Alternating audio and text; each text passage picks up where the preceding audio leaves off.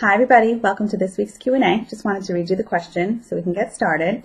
This question is from Chasi. My son is now 2 years old and has a great sleeper, has gone through better phases more or less, and we don't want to do any major sleep training, so wondering if you have an option to help us.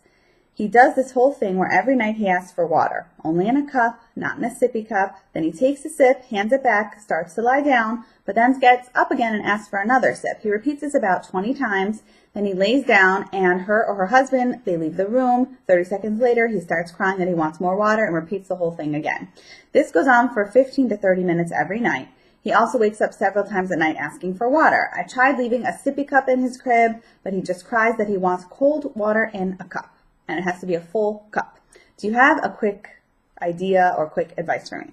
Okay, so Chasi, first of all, the fact that he's a great sleeper in general definitely sets you up for a really solid foundation with his sleep. So you don't have to worry that there's a deeply entrenched sleep issue that's happening right now. The fact that what seems to have happened is he's obviously developed a new dependency on wanting this full glass of cold water to go to sleep. Now, basically, it's a power struggle here. He's not cognitively trying to manipulate you, but at the end of the day, it's cause and effect. He knows when I ask my mommy, when I ask my daddy for a cup of water, they give it to me. So obviously, he wants to keep taking you for a ride now and keep taking the control of the situation and ask you for water more and more and more and more and more. So it's a dependency on one hand because obviously he needs that water now to fall asleep and get calm. But on the other hand, he knows that he's able to get his way if he keeps asking. So it's a combination of two things. First of all, you want to make sure that you gently encourage other methods to help him calm down, because it could be he's gotten so accustomed to having the water as a means to get relaxed that you want to make sure you offer an alternate method to help him relax. So I would say, give him maybe a special stuffed animal to hold on to, something that doesn't involve you, because we don't want the dependency to have to be something that you're continuously going in and out and doing, because that's where the whole problem started here, that it takes you a half an hour. So it could be a teddy bear.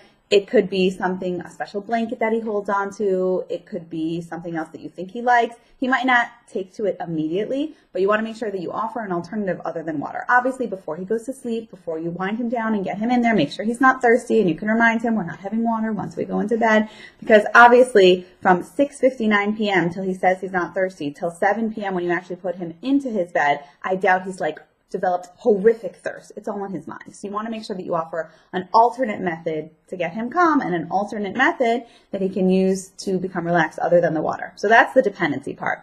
The power struggle part is going to be a little bit more difficult, but again, nothing major because he has a solid foundation set in place, like you said. You said here that he normally sleeps well. It's just a matter of this happening at bedtime, sometimes at night. So he's going to ask you for the water. Even if he loves this teddy bear or loves this blanket or loves this alternate method that you've given him, he's going to ask you for the water the second you put him in. So you want to reaffirm to him, remind him, no, we're not having the water, but don't turn it into a whole power struggle. Don't say, no, you're not having the water, and if you do this, then you do that. And remember, I told you, and I'm not going to do this, and da-da. Don't turn it into a whole interactive experience. Just tell him very calmly, without too much intervention from you. You don't want to be sitting next to him so that way he gets more aggravated with you there from outside of the room or from far away. I love you so much, but I'm sorry, we're not having water. You can have as much water as you want in the morning. Go to sleep. He's going to try really hard. I want water, give me water, I want this.